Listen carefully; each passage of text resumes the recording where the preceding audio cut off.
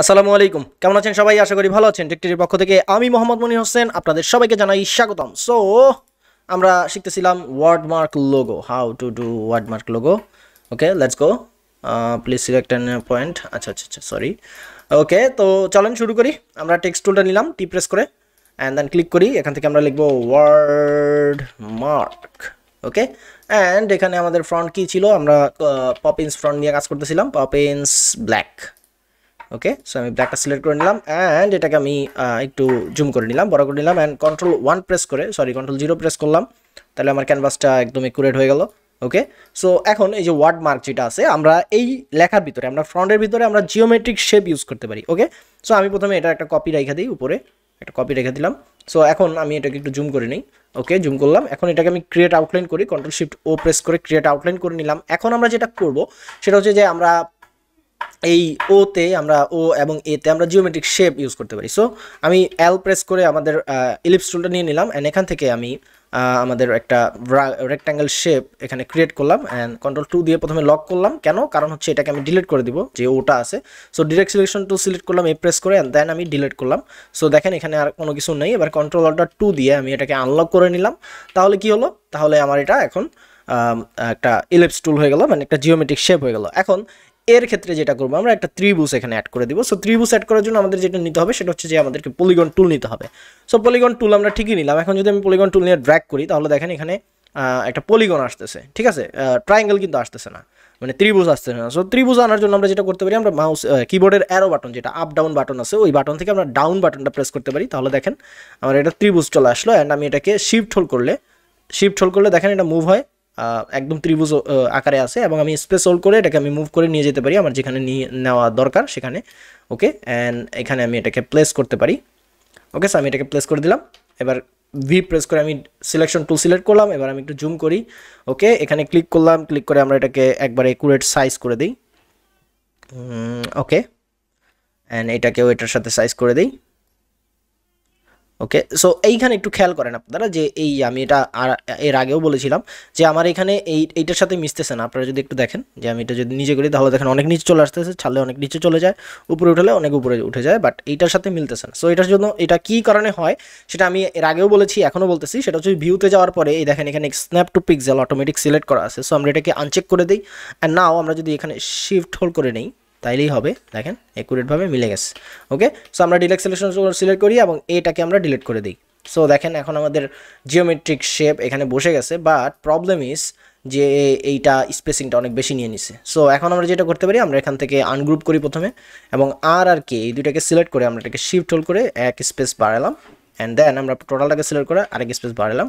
তাহলে দেখেন টোটাল স্পেসটা একদম একুরেট আছে।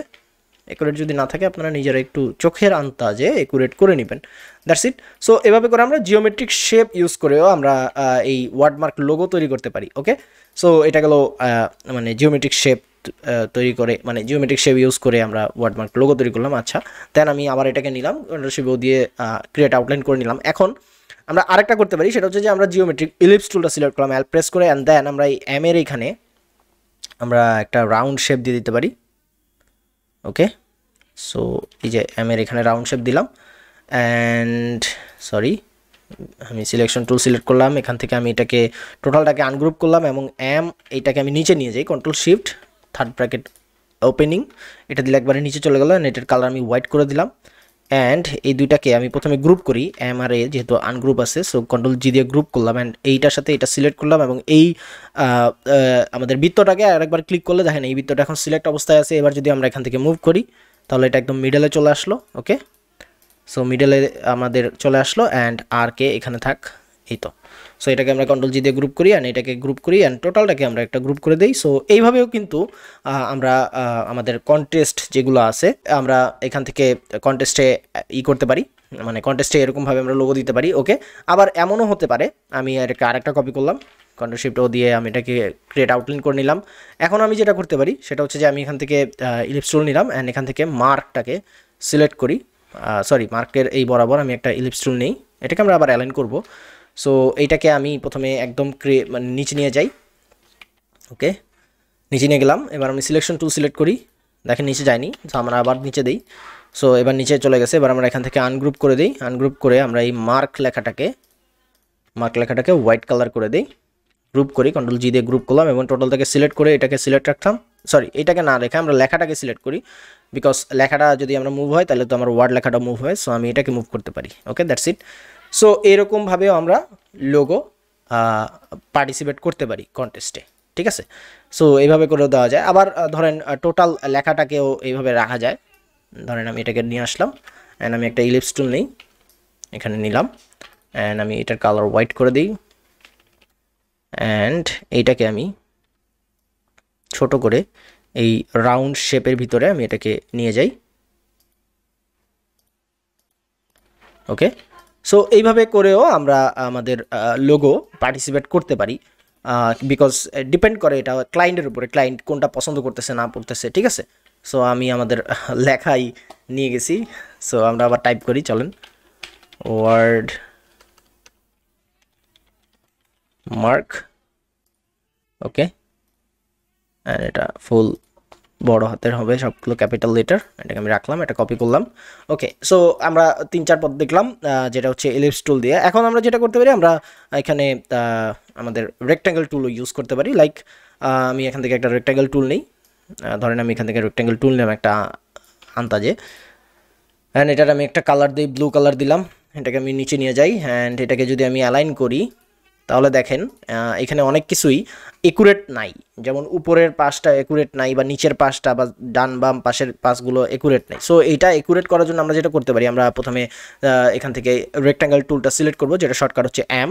তো এখান থেকে আমি এই অ্যাঙ্কর পয়েন্টে দেখেন, এইখানে আসার পরে আমার এখানে অ্যাঙ্কর শো করতেছে। সো এখান থেকে আমি ড্র্যাগ করে এই অ্যাঙ্কর পয়েন্ট পর্যন্ত আসবো। ওকে, সো এই যে দেখেন দুইটা অ্যাঙ্কর পয়েন্টের মাঝখানে আমি আসলাম এবং এইখানে দেখেন কিছু কিছু জায়গায় এটা মিলে নেই। সো আমি যদি এটাকে একটু উপরে করি তাহলে দেখেন এটা অটোমেটিক মানে স্ন্যাপ করে নিচ্ছে। ওকে, সো দ্যাটস ইট। সো এটা স্ন্যাপ করে একদম একুরেটভাবে নিয়ে নিল। এখন আমরা যেটা করতে পারি, আমরা এখানে অফসেট পাথ করব। সো আমি শর্টকাট কি তৈরি করে রেখেছি, আপনারা জানেন। সো আপনারা শর্টকাট কি যদি তৈরি করতে না জানেন তাহলে আমাদের প্রথম ভিডিওটা দেখে আসতে পারেন, সেখানে শর্টকাট কি দেওয়া আছে। কন্ট্রোল-Shift-9 প্রেস করলাম, আমাদের অফসেট পাথ চলে আসলো। এখান থেকে প্রিভিউ ক্লিক করি, তাহলে দেখেন এখানে 10 পিক্সেল অটোমেটিক দেওয়া থাকে বাই ডিফল্টে। আমি ওকে প্রেস করলাম অ্যান্ড Shift-X প্রেস করে এটাকে স্ট্রোক করে দিলাম। ওকে, সো আমি এই ভিতরের এই অপশনটাকে আমি ডিলিট করে দিলাম অ্যান্ড বাইরের যেটা আছে এটার আমি স্ট্রোকটাকে একটু বড় করে দিই। ওকে, দ্যাটস ইট। সো এখন এইভাবেও কিন্তু আমরা লোগো দিতে পারি। সো এই ক্ষেত্রে আমি আরেকটা জিনিস আপনাদেরকে বলে রাখি, সেটা হচ্ছে যে ধরেন আপনি স্ট্রোক কালারটা চেঞ্জ করবেন, এই যে স্ট্রোক আছে, আমরা স্ট্রোকটাকে এক্সপান্ড না করে আমরা এই কালারটা ইউজ করব। ওকে, সো এইটাকে স্ট্রোক করার জন্য প্রথমেই যেটা করতে হবে যে এই স্ট্রোক কালারটাকে উপরে আনতে হবে। উপরে আনার পরে আমরা আইড্রপার টুল নিব, আই প্রেস করে, অ্যান্ড দেন আমি যদি এখানে ক্লিক করি, একটু খেয়াল করেন, ক্লিক করলাম, দেখেন এটা পুরোটা ফিল কালার হয়ে গেছে। সো আমি কন্ট্রোল জেড প্রেস করি, যদি আমরা এটাকে স্ট্রোক কালার করতে চাই তাহলে আমরা শিফট হোল্ড করে রাখবো অ্যান্ড দেন ক্লিক করবো, তাহলে দেখেন আমার এটা স্ট্রোক কালারটা নিয়ে নিছে। ওকে, সো আমরা এইভাবে করেও আমাদের লোগো তৈরি করতে পারি। ওকে, সো এখানে যেহেতু আমি ব্যাকগ্রাউন্ড কালারটাই নিছি, দ্যাটস ওয়াই এখানে বোঝা যেতেছে না। আচ্ছা, যাই হোক, সো আমরা ওখানে রাখলাম। এরপরে এই শেপ যেটা আছে এইটাকে আমরা আবার এরকম করতে পারি, আমরা এটাকে ফিল কালার করে দিতে পারি। ফিল কালার করে দিয়ে আমরা এখান থেকে লেখাটাকে, আচ্ছা আমি এটা কপি করে রাখি বিকজ এটার অনেকগুলো ভার্সন হবে। সো এই লেখাটাকে আমরা পাথ থেকে, অফসেট পাথ থেকে আমরা এটাকে মাইনাস করে দিতে পারি। তাহলে দেখেন এখানে মাইনাস ফ্রন্টের একটা কালার চলে আসলো অ্যান্ড আমরা এখানে ব্লু কালার দিয়ে দিলাম। সো এইভাবে করে আমরা লোগো বানাতে পারি। এটাকে আমি এখানে রাখলাম। ওকে, দেন ধরেন এই যেই ফ্রন্টটা আছে বা এই যেই লেখাটা আছে, এই লেখাটাকে আমরা দুইটা ভাগে ভাগ করতে পারি। লাইক আমি এখানে একটা এই লাইন সেগমেন্ট টুল নেই অ্যান্ড এই মিডল থেকে আমি এটাকে একটা দাগ দিই। ওকে, সো মিডলে আছে একেবারে, যদি মিডলে না থাকে আমরা প্রথমে এটাকে একটা স্ট্রোক দিয়ে দিই, একটু স্ট্রোক দিলাম অ্যান্ড দেন আমরা টোটালটাকে সিলেক্ট করি। এটাকে সিলেক্ট করে অবস্থায় আমি এটাকে মিডল করি। সো মিডলে আছে, মিডলে থাকা অবস্থায় এখন আমরা যেটা করবো, আমরা এটাকে ডিভাইড করে দেবো। ঠিক আছে, সো এই যে প্যাথফাইন্ডার থেকে আমরা ডিভাইড করে দিলাম। সো ডিভাইড হয়ে গেল, এখন এটা কিন্তু উপরে চলে আসছে। সো আমি যদি এটাকে নিচে নিয়ে যাই তাহলে দেখবো আমাদের লেখাটা ঠিকই আছে। ওকে, সো এখন আমরা এটাকে আনগ্রুপ করবো, আনগ্রুপ করলাম অ্যান্ড এই পাশটাকে আমরা Shift-X প্রেস করে এটাকে আমরা আমাদের এইরকম করে দিতে পারি অ্যান্ড এইটাকে আমরা এরকমই রাখতে পারি। ঠিক আছে, অথবা এইখানে একটু খেয়াল করেন আপনারা যে এইখানে আমার স্ট্রোক লাইনটা উপরের দিকে চলে গেছে। সো এটা কেন হয়, কারণ হচ্ছে এটা মিডল থেকে, দেখেন মিডল থেকে উপরের দিকে বাড়ছে, নিচের দিকেও বাড়ছে। সো এই ক্ষেত্রে আমরা এটাকে ভিতরের দিকে রাখতে পারি। দেখেন ভিতরের দিকে দিলাম, তাহলে এটা একদম একুরেট হয়ে গেল। ঠিক আছে, স্ট্রোকের ক্ষেত্রে এটা অবশ্যই আপনারা যদি স্ট্রোকটাকে এক্সপান্ড করে দেন তাহলে কিন্তু হবে না। ওকে, সো এইটা আমরা করলাম। এখন এইখানে একটু যদি আমরা খেয়াল করি যে এইটা অনেক ভিতরে চলে আসছে, সো আমরা এটাকে একটু ভিতরের দিকে নিতে পারি অ্যান্ড দ্যাটস ইট। একটু ভিতরের দিকে নিলে এইটাকেও আমরা একটু ভিতরের দিকে নিতে পারি। ওকে, অ্যান্ড দেন তো দুইটাকে সিলেক্ট করে আমরা শিফট এম প্রেস করে এই এক্সট্রাটুকু আমরা ডিলিট করে দিতে পারি। ওকে, এক্সট্রাটুকু ডিলিট করে দিলাম অ্যান্ড এইটাকে ডিরেক্ট সিলেকশন টুলস দিয়ে সিলেক্ট করে এটাকে আমরা এটার সাথে মিশিয়ে দিতে পারি। তাহলে আমাদের এটা একদম একুরেট সাইজ হয়ে যাবে। ওকে, সো এইরকম একটা লোগো আমরা তৈরি করতে পারি। ওকে, আমরা এটা এখানে রাখলাম। দেন আবার ধরেন এই সেম জিনিসটাকে আমরা এখান থেকে মাইনাস করে দিতে পারি। সরি, এটা গ্রুপ আছে টোটালটাই সম্ভবত, আই থিঙ্ক, হ্যাঁ গ্রুপ আছে। সো আমরা এটাকে আনগ্রুপ করি অ্যান্ড দেন আমরা এই টোটালটাকে সিলেক্ট করি, এখান থেকে মাইনাস করে দিই। তাহলে দেখেন এই যে মাইনাস হয়ে গেল। সো এইরকমভাবে আমরা লোগো তৈরি করতে পারি। অ্যান্ড এটার কালার আমরা স্ট্রোক কালার আছে যেহেতু, আমরা এটাকে ব্লু করে দিই অ্যান্ড এটার কালারগুলোকে আমরা ওকে, এই যে টোটাল একটা কালার দিয়ে আমরা একটা লোগো তৈরি করে ফেলতে পারলাম। ঠিক আছে, সো এইভাবে করে আমরা করতে পারি। দেন আচ্ছা, এটাকে আমি মেক করে ফেলছি, আমরা আরেকটা নিয়ে আসি সেম। আবার আমরা এই মেথডই ইউজ করে আমরা আরেকটা করতে পারি, সেটা হচ্ছে যে আমরা এখান থেকে আবার অ্যালাইন করি, টোটাল জিনিসটাকে আমরা মেক করি আবার। ওকে, সো মেক করলাম, এখান থেকে আমি একটা কালার দিই, sorry not stroke colour, fill colour দিলাম অ্যান্ড এখান থেকে আমি এটাকে আগে প্রথমে স্ন্যাপ করি, দুই পাশ থেকে মিলাই, একই রকম করতে হবে। ওকে, দেন হচ্ছে Ctrl+Shift+9 অফসেট পাথ, এখান থেকে 10 পিক্সেল করলাম আমরা এবং Shift+X দিয়ে এটাকে স্ট্রোক করলাম অ্যান্ড এটাকে আমরা ডিলিট করে দিলাম। এখন আমরা যেটা করব সেটা হচ্ছে যে আমরা প্রথমে এটাকে স্ট্রোকটাকে একটু বাড়িয়ে নিই। ওকে, স্ট্রোক বাড়িয়ে নিলাম অ্যান্ড এখান থেকে অবজেক্ট থেকে আমরা এটা এক্সপান্ড করে নিই। এক্সপান্ডের শর্টকাট কিও তৈরি করা যায়, আমরা যেখান থেকে আমাদের অফসেট পাথের শর্টকাট কি তৈরি করছি ওইখান থেকেই করা যাবে। ওকে, এখন আমরা যেটা করতে পারি সেটা হচ্ছে যে আমি এখান থেকে একটা র্যান্ডমলি একটা ইলিপস টুল দিয়ে আমি একটা আর্ট করলাম। আর্ট করার পরে আমরা এখান থেকে যেটা করতে পারি সেটা হচ্ছে যে আমরা ডিরেক্ট সিলেকশন টুল সিলেক্ট করলাম অ্যান্ড দেন আমরা এই পার্টটাকে সিলেক্ট করে এটাকে আমরা একটু শিফট হোল্ড করি, শিফট হোল্ড করে এটাকে বাঁকা করে দিলাম।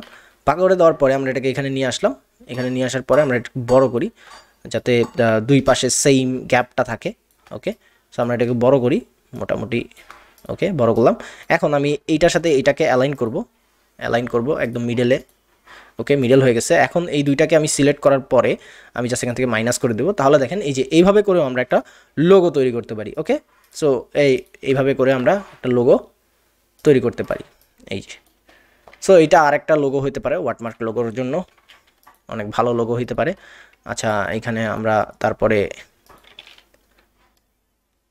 আরেকটা কিছু করা যায়, সেটা হচ্ছে যে আমরা এখানে আবার ইটা নিই, ইলিপস টুল নিয়ে আমরা এখানে আবার অ্যাঙ্কর পয়েন্টটা অ্যাড করি। আমি বারবার শুধু কেটে দিচ্ছি, সমস্যা ওই জায়গায়। একটাকে আমরা একটু কপি করে রাখবো এবার, Shift+X প্রথমেই না, অথবা Shift+X দিয়েও আপনারা করতে পারেন। সো আমি Ctrl+Shift+9 দিলাম, অফসেট পাথ করলাম, Shift+X দিলাম অ্যান্ড এইটাকে আমি ডিলিট করে দিলাম। এখন আমরা এটা অবশ্য লাস্ট আমি আর দেখাবো না। সো আমি এটাকে 3 পয়েন্ট করে নিলাম অ্যান্ড এখান থেকে অবজেক্ট থেকে এক্সপান্ড করে দিই, এক্সপান্ড করা শেষ। এবার আমরা যেটা করতে পারি সেটা হচ্ছে যে আমরা কি করতে পারি, আমরা এখান থেকে আরেকটা ইলিপস টুল নিতে পারি। ইলিপস টুল নিয়ে আমরা এটাকে এই পর্যন্ত, মানে মার্ক পর্যন্ত, এই যে অর্ধেক যেখানে আছে অর্ধেক পর্যন্ত নিয়ে আসি। অর্ধেক পর্যন্ত নিয়ে আসার পরে এটাকে আমরা একবারে ব্যাকগ্রাউন্ডে নিয়ে যাই অ্যান্ড এই যে অপশনটা আছে এই অপশনের ক্ষেত্রে আমরা যেটা করব, আমরা ইরেজ টুল নিব, ইরেজার টুল, এই যে এটা ইরেজার টুল, Shift+E প্রেস করলে যেটা আসে, ঠিক আছে। তাই হচ্ছে অল্টার হোল্ড করে রেখে আমরা এখান থেকে এটাকে মাইনাস করে দিব অ্যান্ড এইখান থেকে এইটাকে মাইনাস করে দেব, দ্যাটস ইট। সো এইখান থেকে দেখেন এইরকমও আমরা একটা লোগো তৈরি করতে পারি। সো এই ক্ষেত্রে মার্কটা একটু ভিতরের দিকে যাবে, অথবা আমরা Shift+E প্রেস করে আমরা ইরেজার টুল নিলাম অ্যান্ড এখান থেকে একটু কমাই দিতে পারি আমরা। ওকে, দ্যাটস ইট। অ্যান্ড এখান থেকে আমরা মার্কটাকে প্রথমে এটা আনগ্রুপ করি অ্যান্ড এইটুকু আমরা ধরেন এইটা একটা লোগো হতে পারে, এই যে এটা একটা লোগো হতে পারে। অবশ্যই এই ক্ষেত্রে হচ্ছে আমাদেরকে এটাকে ব্লু কালার করতে হবে, এটাকে গ্রে কালার করতে হবে। সো আমরা এটাকে গ্রে কালার করে দিই অ্যান্ড এইটাকে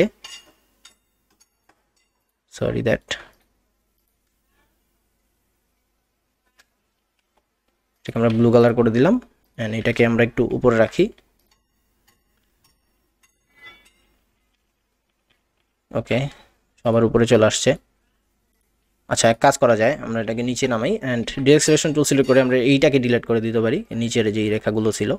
ওকে, সো এরকম হতে পারে, অথবা আমরা এটাকে সিলেক্ট করে সরি এটা গ্রুপ আছে, এই লেখাটা গ্রুপ, ওকে লেখাটা গ্রুপ নাই।